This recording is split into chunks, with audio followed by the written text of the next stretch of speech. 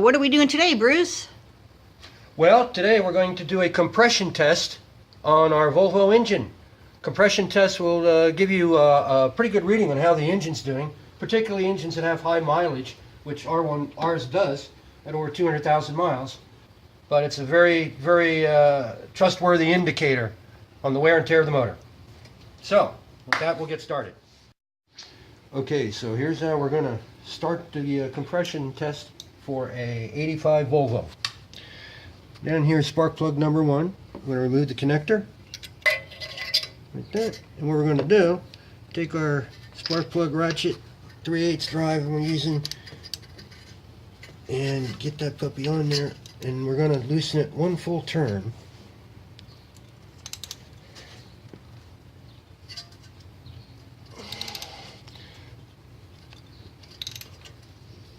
There we go, about like that. And put the connector on. Now the reason why we're doing that, because any little carbon buildup in the threads will now be released once we start the motor up here. We're going to do this with all the plugs, and then we put this connector back on, and you do that for each one of the plugs. Okay, and that's what we're going to do. Like I said, it loosens up any little carbon bits in there, and it'll burn them out so it won't give a false compression reading test. So we're going to do that on all of these. Okay, and we'll catch you just a little bit. All right, on to number 4.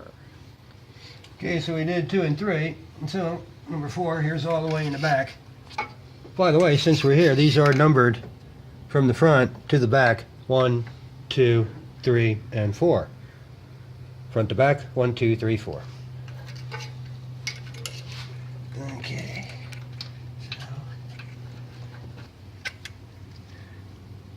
So, in essence, all of our plugs, all 4 plugs, have been loosened one full turn.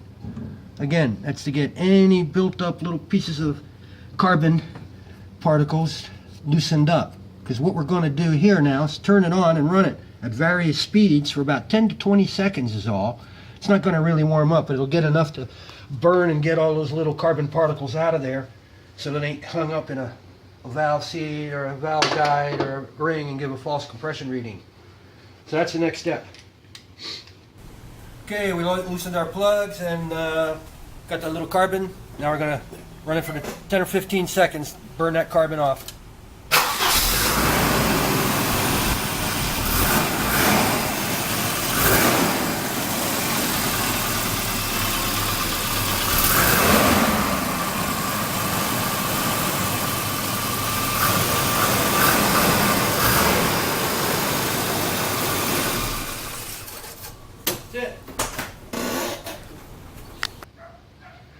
So we ran the car there a little bit and got the carbon all burned up. Now what we want to do is do the compression test. Well, we don't want the car to start, so we're going to disconnect the battery.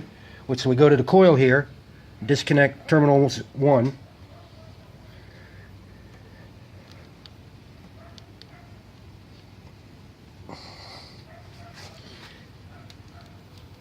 Okay.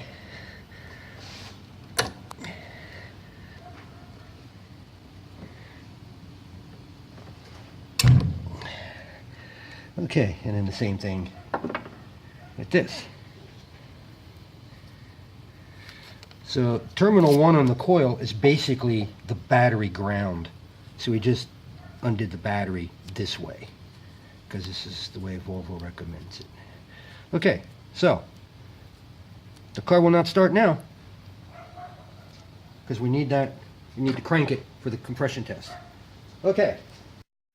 Okay, so now what we're going to do is pull off all the connectors and number them 1, 2, 3, 4 for the cylinders, and then pull all the plugs and number them 1, 2, 3, 4. So we'll pull that first connector there, and here's our first marker here. This is going to be number 1. There we go, number 1. Just put that aside. And I'm going to pull that plug and label that number 1. Okay, and there's plug number 1. Let's pull that out. Nice Bosch plug. Okay, and we'll label this number 1.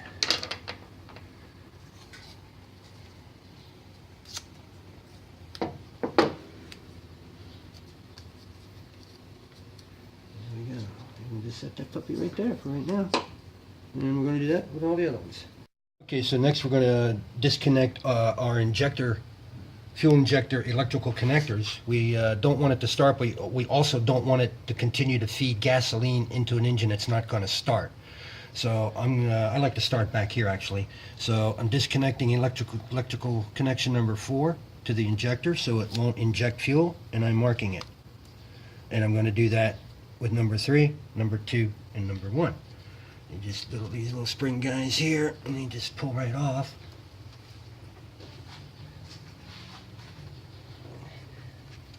Like that there. And here's number 3. That guy's there. And, let's see here. Okay, this was number 1. That's what one of those injector connectors look like. Those spring here. Connects them right up. They got their own boot. Our boots are a little on the worn side. But still doing the jobs. There we go. Move that out of the way. So we're all disconnected. We're all numbered. 1, 2, 3, and 4 for the injector connectors. So the injectors won't be injecting fuel. We're basically ready for the compression test now. So we'll get that gauge out and show you how we hook that up, and we'll run a compression test. Okay, so here's our new compression gauge. My old one wore out. But this has got the hose and a quick release button, easy to read gauge, 2 different kind of fittings, quick disconnect. So we'll see how this guy works. It's a complete unit. This is, I'd say, top of the grade. You wouldn't need anything else for a compression test. Yeah, it says Bosch. Bosch Automotive Service Solutions, Brook Park, Ohio. This is the top of the line. I mean, you can get gauges cheaper than this one, but this is the one we chose. Like I say, if you get this done in an auto shop to find out the condition of an engine on a car you may want to purchase, they'll do a lot more, but this is a big deal, this compression test. And also we're going to show you here after that on how to read the spark plugs. So between those two, you get a pretty good condition on an engine of a car you're going to buy.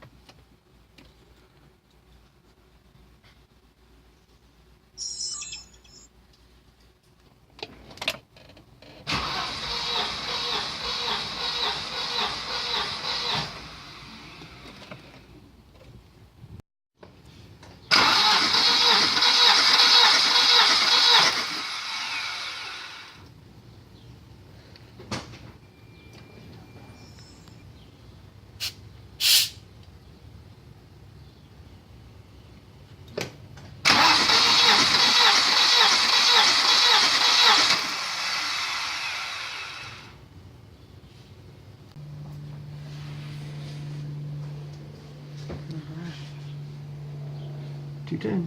Okay, it's $210. 2 210s. Yep, and a 205.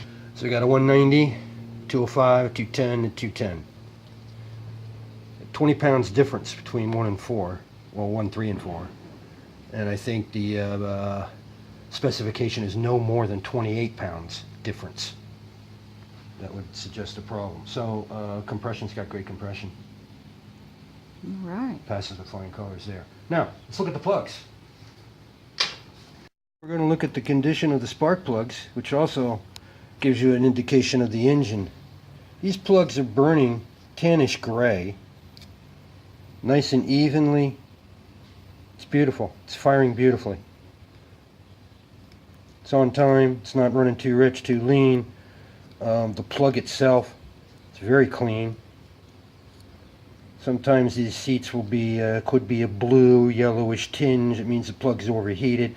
Lots of times our little sealing washer here is almost welded tight to the base of the plug. It runs so hot. But that's number 1. So that's running pretty good.